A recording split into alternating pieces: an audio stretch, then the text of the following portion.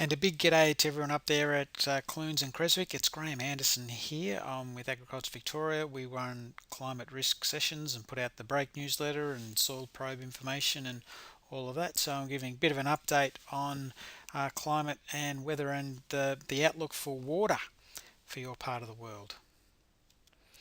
So here's a picture of Clunes' monthly rainfall from each month from January right through to December, and you can see that really from a runoff point of view, the biggest chance of runoff is in these sort of months from May through to October.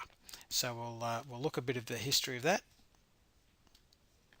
And here's the long-term rainfall record for Clunes. This is going back to 1879, back here, all the way through to 2016 with that wetter year. This line through here is the long-term average, which is 580 millimetres. Some years there's up to 800 mils, and some years it's below 400. So quite a bit of variability, and you can see that long-term history there. Federation drought would have been a horrible run of years. Would be certainly tested for water security if that happened again. And you can see that sort of since the 50s, largely we've had a bunch of wetter decades, and then since about 96 we've gone into dry decades. So over the last 20 years there's only been 6 wetter and 14 drier. So that's sort of really tested out our water security, and probably if I was a betting person, probably expect that pattern likely to continue. We'll still get the odd wet year, but there's certainly a few things leading it towards dry, which I'll talk about. And this is just that rainfall record, but split for Clunes for summer, autumn, winter and spring. You can see summer's still pretty variable. There's that big wet summer of 2010, which gave us a lot of runoff everywhere. But you can see autumn's probably, we get less autumns than we used to. It was great to have a cracking autumn this year in 2017, but really for the last 20 years we haven't had too many autumns. So that means the landscape takes a little bit while to wet up. Not too many wet winters in there too of recent, and you can see last spring was a ripper, but we also had quite a number of dry springs in that sort of last 10 years or so. So spring's quite variable, but I guess one of the things is this sort of the drier autumns tends to just mean that the catchments take a bit longer to wet up. Now, one of the things amongst hydrologists, when they're looking at it, small changes in rainfall can lead to a much bigger change in runoff. So here's Creswick Creek inflows, and this is for the whole year going back to 1950. And you can see that the stream flows, they vary around quite a bit, and there's often some quite dry years, and you can see the 67 there and the 82 drought, but you can sort of notice that from 96 onwards something sort of happened, and certainly they noticed some changes in the weather pattern from 96 onwards, but you can really see the impact there in the creek. And you can see the big wet year 2010, there was water everywhere, and I know you had flood problems and everything up there, and that'll still happen in future. It's just what we're talking about is what's reliable water for farm security. And this is sort of the Creswick Creek looking at monthly flows, and you can see that really most of those flows, while we get rain from May, June right through, it takes a few months, those sort of 3 or 4 months for the catchment to wet up, and then that's where we traditionally get our decent inflows, and that's all comes off local catchments and farms. And when we look at that July to October flow for the Creswick Creek, and we've got some data here back to 44, you can just see a lot of variability there, but really, a big change there since that 1996. So probably this is a bit more of what we're going to have to get used to. We'll get some good rainfall again in future and good wet years, but the challenge will be about how do you maintain good farm water security while we've got a future that's going to have more of this with increasing variability. So having water that'll last you for 2 or 3 years rather than just relying on runoff every year. Now, what's behind all that variability? What we know about is that we have wetter years when there's extra moisture coming from out here in the Pacific Ocean. They call them La Nina years. This is the El Nino Southern Oscillation. So in wetter years, La Nina years, we get more moisture.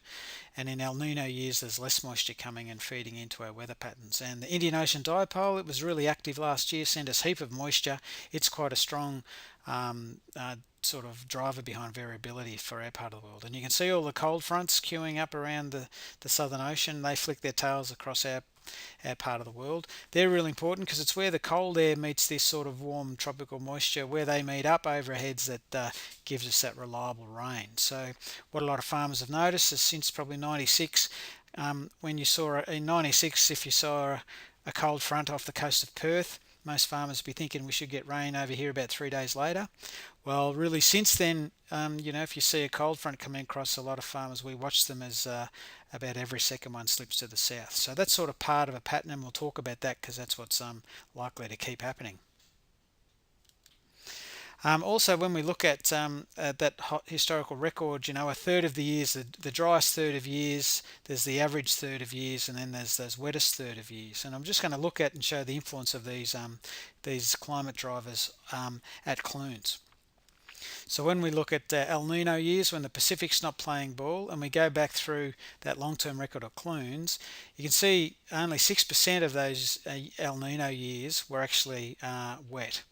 So really strong driver. So pretty hard to get runoff in El Nino years. And also when the Indian Ocean's in its drier phase, really reduces the chance. Instead of a third of those years being sort of wetter, there's only sort of 1 in 5. The alternate though, when the La Nina's firing up and there's extra moisture coming from the Pacific, you can see that that increases the chance of wetter.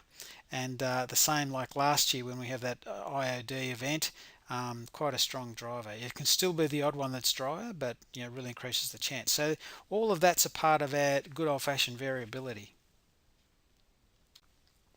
So is there anything different going on to just what's happening with that Indian Ocean dipole and El Nino and La Ninas? Well, I guess one thing that is different is the temperature story. That from the Bureau's point of view, this is summer maximum temperatures, autumn, winter and spring for the last 100 years. And you can see it varies a lot from year to year, but certainly there's a pattern there where each decade's been getting a bit warmer.